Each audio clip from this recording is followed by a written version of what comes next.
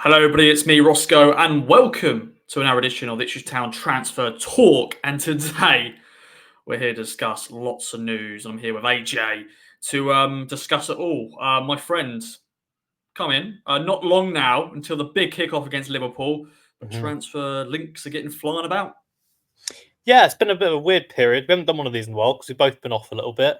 And also, even when we have been off, the news has been quite quiet. It's been a lot of negotiations still ongoing, a few rumours that haven't really turned out to be anything or anything more than an inquiry, we'd say, or maybe some initial discussions. And it's been frustrating for a lot of supporters, probably waiting for that. We've all known that the club have been spinning lots of plates with things fall through or anything like that. And it was just a case of waiting for everything to fall into place. And it seems like today's the day, isn't it? Where everything kind of has exploded a little bit. Then we've had a couple of rumours that have materialised, a few more things that have come into place. So lots to be excited about, lots to talk about, and good timing, albeit I think the club would have liked to have kind of made this progress a little bit earlier before the Liverpool game. At least it's happened, and there's this kind of buzz of positivity that's settled in just before the big kickoff, which is really nice. Indeed. And obviously, we're recording this right now. It's 2 o'clock on the Thursday. No, it's not Thursday. It's a Thursday? It's a Thursday today. It's It's Thursday today. Thursday. We are losing track of time, Losing friends. track of time. But so yeah, whenever you're watching this, we may have made a signing. You never know. But the one potential one that's looking the most closest, AJ, is Kalvin Phillips, the Man City midfielder, set to have a medical, a loan deal. What do you know more about this? And obviously, 3 years ago, he was in the Euro squad who got to the final. But obviously, the last few years, struggled for game time at Man City, went out on loan to West Ham. But yeah, more on this. Weird, this, isn't it? It's just really bizarre, the fact that Kalvin Phillips is on his way to have a medical at Ipswich Town. Really, really bizarre. This is one that we'd heard about earlier in the week. We'd had it flagged up quite early with us that there was something in it and the club were looking to explore it. The fact it's all progressed so quickly is fantastic because it felt like quite a difficult deal to get done. He's reportedly on wages of £150,000 a week. Ipswich were never going to be able to buy him outright and then pay for all of his wages. So it was a case of trying to get a loan deal done, which Man City were seemingly quite happy to facilitate to help him kickstart his career again. Kieran McKenna is good at kickstarting players' careers when they feel like they're not enjoying their football as much. The one that always stands out to me is Luke Wolfenden. So maybe slightly different profiles between Wolfie and Kalvin Phillips, but still, nonetheless, there's a similar job to be done there. Lots to like about this in terms of the profile of the player. He's in the prime of his career at 28. The plans are that Manchester City will be covering at least a portion of the wages there. So it's not like Ipswich are going to be shattering their wage structure to bring him in. And in return, they're getting a player who has, for a long time, been considered one of the top midfielders. You could probably go as far as saying in Europe, because you don't get a £42 million move to Manchester City without being one of the top midfielders in Europe. You don't get to be the England Player of the year of the Euros, without being one of the top players in Europe.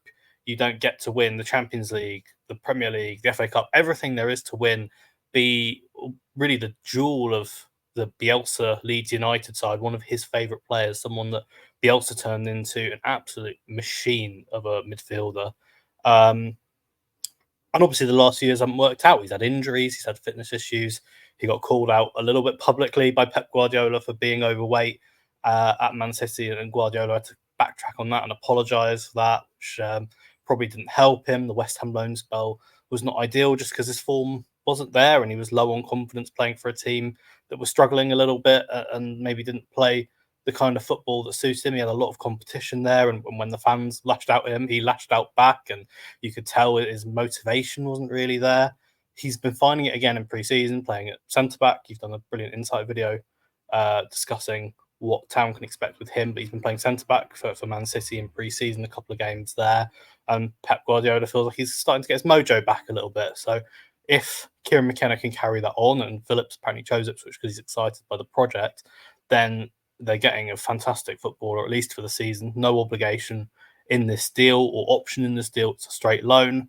But wow, it's exciting. This is really Premier League standard. This is the marquee name coming in. It does show that he's had a decline, but that doesn't mean that there's not potential that can be fulfilled, and it's one that Town fans should be excited for. They need a midfielder, and the prospect of having Phillips playing next to Sam Morsy is a mouth-watering. Yeah, my phone's been blowing up this morning with Town fans just so excited about it, and the statement signing. Obviously, we need some Premier League experience, and Kalvin Phillips has got that. Yeah, he hasn't played many minutes the last few years, but when he was playing for Leeds, it was unbelievable, wasn't he, under Michael Bielsa, as you mentioned. So I like this. Obviously, midfield is a position we need to strengthen in. So there we go. It ticks all the boxes, and yeah, Kalvin Phillips, we'll watch his space when it does get announced. Should we move on to another midfielder then, AJ?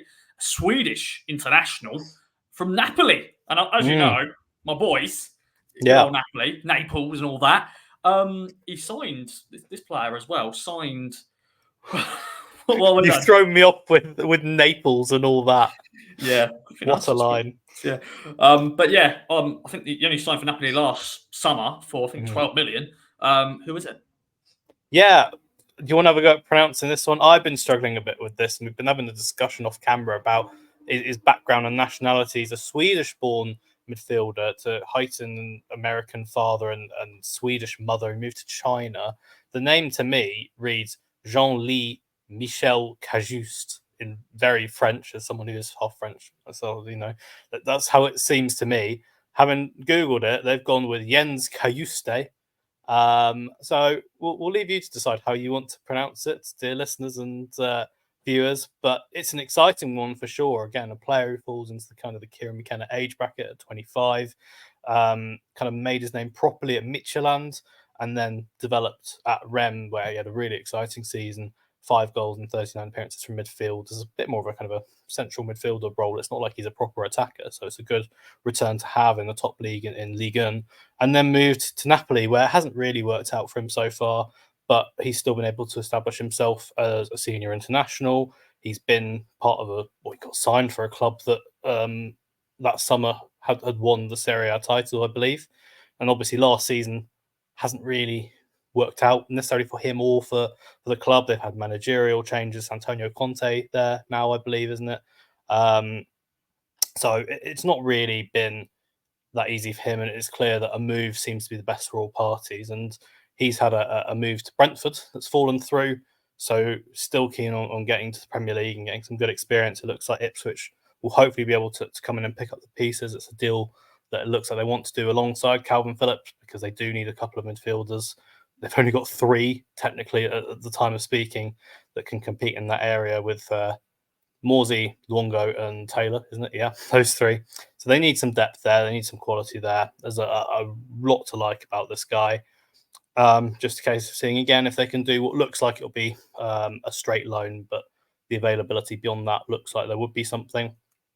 If Town can get it done and see how he performs next season, fingers crossed, that would be a good one. Indeed, and he's a big lad as well. He's 6'2", so he brings that strength and that. They need some height in midfield, don't they? So it ticks a box there. I think so. And I want to quickly go back to Kalvin Phillips briefly. We also beat, was it Everton and Fulham to the signature of the loan signature? So that's also proves that Ipswich can sort of battle with the established Premier League side. Selling the project, I think, as well. That was one of the things that got mentioned, is about making sure that you're not necessarily coming into a team that's going to boss the league, but you're coming into a team and a project that has a lot of potential and has a high ceiling, playing under a manager who's been linked to all the top clubs in the country, basically. And that's exciting. And working under a manager who cares about his players a lot, you know that there's going to be that level of consistency there. And you've seen that with the players that have stayed from League One into the Premier League. Yeah, I think if you're a player that might need to find some form, has not enjoyed the football as much, then Ipswich is the place to be.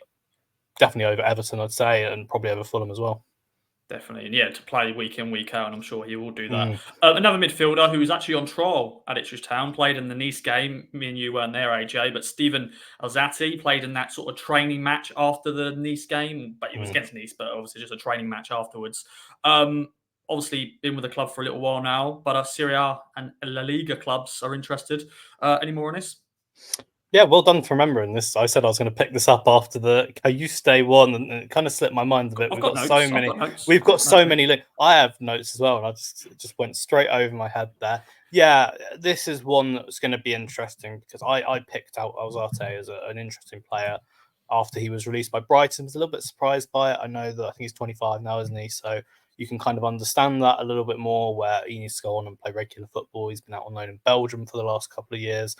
Now a case of him trying to find somewhere he can play permanently, and Ipswich made sense. Definitely, maybe like a couple of weeks ago, even as recently a week ago, having an option there. But if they're going to come in and sign Phillips and Cajuste, it's difficult to find out where he fits in, and as a result, it has now been a case of other clubs sniffing around Serie A and the Liga clubs, as you mentioned. I think it was Genoa who were the ones that were mentioned as kind of leading the chase, but Fiorentina, Sevilla, and Celta Vigo as well have been interested there. Colombian international, so Spanish speaking, born in London, I believe, have been on loan at Leyton Orient, and then obviously, as I mentioned, in Belgium as well. Personally, I think this might be one that Town move on from, and he might go and find another club if the options that they want come in. But we'll have to wait and see. We did obviously get to see him. Well, we didn't, but the fans got to see him a bit in that training match. I'm sure he'd be a good player at Premier League level, but yeah, one I think they might end up moving on from. Okay, then we shall then move on to the transfer saga of the summer. Sammie Szmodics. Been scoring goals for Blackburn. He's, John Hughes has come out many times discussing him, and he's playing, scoring goals, scored in Blackburn's opening win, scored in the Carabao Cup as well. What do we know more about this one, Sammie Szmodics? Is he going to ever come an Ipswich Town player? We shall see. Who knows at this point, to be honest? I think we're waiting, hopefully, to get an update on this soon. But the last update that I've really seen from it is there's still negotiations going on. So we're not kind of leaning one way or the other at this point. It's not looking like he's on the verge of signing. It's probably not looking like it's going to fall through at any point either, which is better than it looking like it might not happen, at least, because he's definitely a player that's grown on me. And part of the reason he's grown on me as well is his attitude. I'm not going to name names, but there is a player somewhere else in East Anglia who's had some transfer speculation and just decided not to play for his club, just withdraw from all the squads and not play. And Sammie Szmodics, what he's done is, amid the speculation, a move that would define his career really in terms of getting up to the Premier League, having played at the National League level before, has been there at Blackburn and played all these games, played in the Carabao Cup against Stockport, played in their league opener, scored in both those games. If he's still at Blackburn this weekend, I'm convinced he'll play again. So it's really fantastic to see that work ethic. It's one they're going to keep plugging away with. Versatile player, loves scoring goals, still got that form going. Hopefully it doesn't look at the moment like it's this kind of one season wonder that people feared he might be. He's really, really exciting. Hopefully Town can just try and find this middle ground now. It's been reported it could be as low as 500k between the two teams in terms of the difference of the valuation. So yeah, one that they'll push to get done. Doesn't feel like anything's probably that imminent on it. Okay, we shall wait and see on that then. Should we talk then finally on to a duo from Sheffield United? One seems like no chance. Another one, we'll see. Let us know about those players, my friend. Yeah, we've missed out a player here. I missed out Alzate. Should we quickly just touch on Armando Broja at Chelsea? Yes. Oh my God. What am I doing? He was higher up your list as well. Guys, there was. have been so many links today in particular that this is all kind of brushed over our heads, but we can't miss out the one that was reported from our very own Stuart Watson, his exclusive, that he found out that, Armando Broja is a target for Ipswich, the Chelsea striker. Yeah, this ticks a lot of boxes, but it's just about finding a way to get it done because it's not easy. They value him at kind of the 30 million mark, I'd say, that he's been linked with AC Milan, and they probably want to move him on a permanent, is the way it's looking. And Town are not going to be able to afford a 30 million pound striker this summer. I think that's very, very clear. Having spoken to a friend of mine who's watched him quite a bit for Chelsea, strong, relatively quick striker who, when he wants to, can be a nuisance in the box. It sounds George Hurst to me. Same kind of profile. He's not the poacher, but he's someone that will hold up the ball, work really hard, be physical, be fast, good movement. He's 6'3".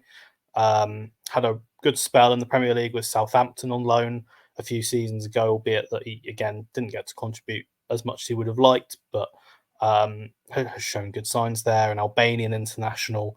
a few indications that he's going to keep his options open. So I don't think this one's imminent either. But one to wait and see. I think this is a really exciting link and shows again the level of players that Ipswich are going for.